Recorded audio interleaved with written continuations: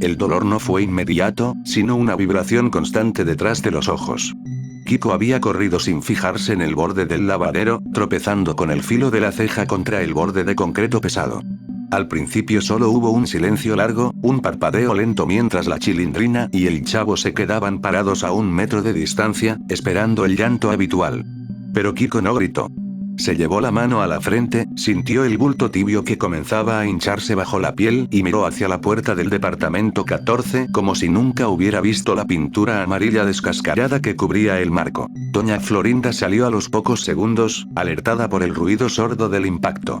Al tomarlo del brazo para levantarlo, Kiko no se apoyó en ella. Se quedó de pie, rígido, con las piernas separadas, mirando las manos de su madre con una mezcla de apatía y desconcierto. Cuando ella le preguntó qué le dolía, Kiko tardó varias respiraciones en contestar. Su voz no tuvo el tono chillón de siempre, sino una monotonía plana que hizo que doña Florinda se detuviera a mitad de su regaño. ¿Quién es la persona que vive ahí adentro?, preguntó Kiko, señalando la puerta abierta del número 14. Doña Florinda soltó una carcajada breve, pensando que se trataba de una burla pesada para no entrar a hacer la tarea. Le apretó el hombro con fuerza y lo empujó levemente hacia el pasillo. Sin embargo, Kiko no caminó de la forma acostumbrada. Dio pasos cortos, calculados, levantando demasiado las rodillas, como si el suelo de baldosas rojas tuviera un desnivel que solo él podía percibir. Se detuvo en el umbral y miró la sala, la mesa con el mantel tejido y el sillón verde, sin reconocer un solo objeto. El Chavo se acercó a la entrada con la pelota rajada bajo el brazo. Le habló desde la puerta, pidiéndole que regresara a jugar, pero Kiko ni siquiera giró el cuello. La falta de reconocimiento no era un juego. La mirada de Kiko estaba fija en la pared del fondo, fija en el reloj de pared cuyo segundero avanzaba con un chasquido seco que parecía retumbar dentro de su cabeza. A las 10 de la noche, la casa del número 14 estaba en silencio, pero en el cuarto de Kiko la luz de la lámpara de buró permanecía encendida. Estaba acostado sobre las cobijas, vestido con la pijama de rayas, totalmente inmóvil. Sus brazos descansaban paralelos a su torso y sus ojos no se cerraban. Intentaba recordar la sensación de quedarse dormido, el proceso mecánico de cerrar los párpados y soltar el peso del cuerpo sobre la almohada, pero la instrucción no llegaba a sus músculos. Cada vez que intentaba mover la pierna derecha para cambiar de posición, una rigidez sorda en la cadera se lo impedía. No era un dolor agudo, sino una falta de respuesta. Su cuerpo se sentía como un saco de yeso fresco que se iba endureciendo con el paso de los minutos. En el cuarto de al lado, doña Florinda respiraba con un ritmo parejo, ajena al insomnio que mantenía a Kiko con la vista fija en las grietas del techo. A las 2 de la mañana, el crujido de la madera del closet lo hizo parpadear. Intentó girar la cabeza hacia la izquierda para ver la puerta, pero el cuello no cedió. La inmovilidad era casi total. Solo podía mover los ojos de un lado a otro dentro de las cuencas secas. El aire en la habitación se sentía denso, pesado, cargado con el olor a humedad que subía desde el patio. La falta de sueño no trajo fantasías ni alucinaciones, solo un cansancio físico aplastante que se acumulaba en los párpados sin llegar a cerrarlos. Las horas pasaban registradas únicamente por el cambio en el tono de la penumbra fuera de la ventana. Cuando los primeros camiones empezaron a pasar por la avenida lejana a las 5 de la mañana, Kiko seguía en la misma postura exacta en la que se había acostado 7 horas atrás, con los músculos tensos y la memoria completamente limpia de cualquier recuerdo anterior a la tarde de ayer. El sonido de la cafetera en la cocina anunció el inicio del día. Doña Florinda entró al cuarto llevando el plato con el desayuno, pero se detuvo al ver a Kiko. Sus ojos estaban rojos, rodeados por ojeras oscuras y profundas que contrastaban con la palidez de sus mejillas. Estaba sentado en la orilla de la cama, pero no se había puesto los zapatos. Sus pies descalzos colgaban a unos centímetros del suelo, inmóviles. ¿No te vas a cambiar para ir a la escuela?, preguntó ella, dejando el plato sobre la mesa de noche. Kiko la miró lentamente. Le tomó varios segundos procesar la pregunta. No sabía qué era la escuela, ni recordaba el camino hasta el patio, ni reconocía el uniforme de marinero que colgaba del respaldo de la silla. Cuando intentó ponerse de pie, sus rodillas se doblaron hacia adentro y tuvo que sujetarse del borde del colchón con ambas manos para no caer de frente contra el piso. No me responden las piernas, dijo Kiko. La voz le salió rasposa, débil, como si no hubiera usado las cuerdas vocales en días. Doña Florinda se acercó preocupada y le tocó la frente. No tenía fiebre, pero su piel estaba fría y húmeda. Lo ayudó a sentarse nuevamente y le acercó la taza de leche, pero Kiko no cerró los dedos alrededor de la oreja de la taza. Sus manos permanecían abiertas sobre sus muslos, con los dedos rígidos.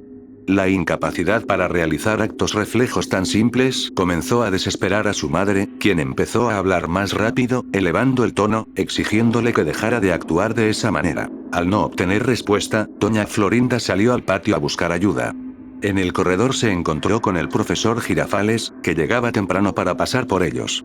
Al entrar al departamento y ver el estado de Kiko, el profesor intentó usar su tono pedagógico para hacerle preguntas básicas. Su nombre, su edad, el nombre de su madre. Kiko escuchaba los sonidos, pero los nombres no detonaban ninguna imagen en su cabeza. Eran solo palabras sueltas sin significado. A mediodía, el profesor Girafales y don Ramón lograron sentar a Kiko en una silla de madera en el centro del patio, pensando que el aire fresco y el entorno habitual le devolverían la memoria. Pero el patio principal de la vecindad no le decía nada. La pared del número 7, el lavadero común, el barril de madera cerca de las escaleras. Todo le resultaba completamente neutro, como si lo estuviera viendo por primera vez a través de un cristal sucio. El chavo y la chilindrina se acercaron a la silla. La chilindrina llevaba su bote de chicles y el chavo sostenía un palo de escoba. Intentaron llamar su atención haciéndole burla, esperando la reacción violenta de siempre, el gesto de inflar los cachetes o el grito hacia su madre. Kiko no reaccionó.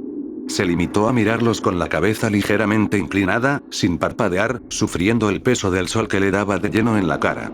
«Está menso», dijo el chavo, pasándole la mano a pocos centímetros de los ojos.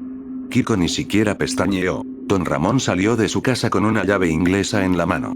Se detuvo a observar la escena y luego se acercó a doña Florinda, que estaba de pie junto al lavadero, secándose las manos con un trapo viejo. Había una preocupación genuina en el rostro del vecino, despojada de las rencillas cotidianas. «Ese golpe fue fuerte, doña Florinda», dijo don Ramón con voz baja. «A mi primo el de la capital le pasó algo parecido cuando se cayó de un camión. Duró 3 días sin saber cómo se llamaba y sin poder doblar los codos». La respuesta de doña Florinda fue un silencio pesado. No hubo insultos ni bofetadas. Se limitó a mirar a su hijo sentado en mitad del patio, rígido como un muñeco de trapo olvidado bajo el sol, incapaz de levantarse por sus propios medios para regresar a la sombra del corredor. El segundo día transcurrió con una lentitud insoportable. Kiko permaneció en la misma silla del patio durante horas, porque nadie se atrevía a moverlo, y él no podía generar el impulso para levantarse. Su cuerpo parecía haber olvidado cómo iniciar el movimiento. Para mover un brazo, necesitaba concentrarse deliberadamente en la orden, y aún así, el miembro respondía con un temblor tosco que consumía rápidamente sus pocas energías. El chavo se sentó en el suelo, a un par de metros de la silla, comiéndose una manzana dura. Observaba a Kiko con curiosidad, sin jugar, impresionado por la inmovilidad de su compañero. En la vecindad, el ruido habitual había disminuido. No había carreras alrededor del patio ni gritos desde los departamentos. «Si no te vas a mover, ¿me das tu pelota?», preguntó el chavo en un momento de la tarde. Kiko no respondió porque no sabía qué era una pelota. Miró hacia la entrada de la vecindad, donde el señor Barriga acababa de cruzar el zaguán con su maletín de cobro. El casero se detuvo al notar la atmósfera extraña. Al enterarse de la situación por boca de don Ramón, caminó hacia Kiko, se agachó frente a él y le dio unos golpes suaves en la rodilla para probar sus reflejos. La pierna de Kiko no saltó. Se quedó colgando, pesada y muerta. El señor Barriga se levantó suspirando y miró a doña Florinda. Les sugirió llevarlo a la Cruz Roja en la avenida principal, pero el traslado era complicado. Kiko no podía mantenerse en pie y subirlo a un auto requería cargarlo por completo, algo que su madre se negaba a hacer por orgullo y temor a lastimarlo más. La tarde cayó sin que Kiko hubiera probado bando ni bebida. La falta de sueño acumulada comenzaba a mostrarse en pequeños espasmos musculares alrededor de sus ojos y en sus hombros, pero su mente permanecía en un estado de alerta en blanco, incapaz de desconectarse para permitirle el reposo. Llegó la segunda noche y con ella el regreso a la habitación a oscuras. Esta vez, don Ramón ayudó a doña Florinda a cargarlo desde el patio hasta la cama. El cuerpo de Kiko se sentía sorprendentemente pesado, no por su tamaño, sino por la rigidez de sus articulaciones, que se negaban a doblarse de forma natural para acomodarse entre las sábanas. Una vez solo en el cuarto, con la luz apagada por orden de su madre, la oscuridad se convirtió en un muro físico. La imposibilidad de cerrar los ojos durante períodos prolongados hacía que la sequedad en las córneas fuera dolorosa. Kiko parpadeaba a intervalos largos, mecánicos, pero la lubricación no era suficiente. Sentía una sensación de arena fina atrapada debajo de los párpados. El silencio de la noche en la vecindad era interrumpido únicamente por los ruidos normales del edificio. El goteo de la llave del lavadero, el choque de las ramas del árbol del patio trasero contra la lámina del techo y el llanto distante de un perro en la calle. Cada uno de estos sonidos penetraba en la cabeza de Kiko con un impacto directo, sin el filtro que la memoria y la costumbre suelen proporcionar. Intentó recordar la cara de su madre, pero la imagen mental no se formaba. En su lugar, solo había una nebulosa gris. La amnesia no borra únicamente el pasado lejano, destruye la capacidad de retener el presente. Kiko no recordaba qué había pasado esa misma tarde en el patio, ni por qué sus piernas estaban flojas e inútiles sobre el colchón. A las 3 de la mañana, un dolor punzante en la base del cuello lo obligó a intentar cambiar de posición. Hizo fuerza con los abdominales para girar el torso hacia la pared, pero el cuerpo no respondió.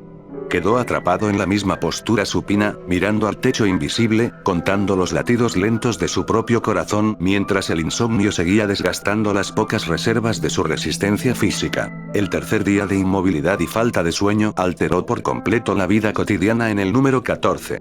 Doña Florinda no preparó el almuerzo ni salió a limpiar el pasillo. Pasó la mañana sentada junto a la cama de Kiko, pasándole un trapo húmedo por la frente para limpiarle el sudor frío que emanaba de su piel.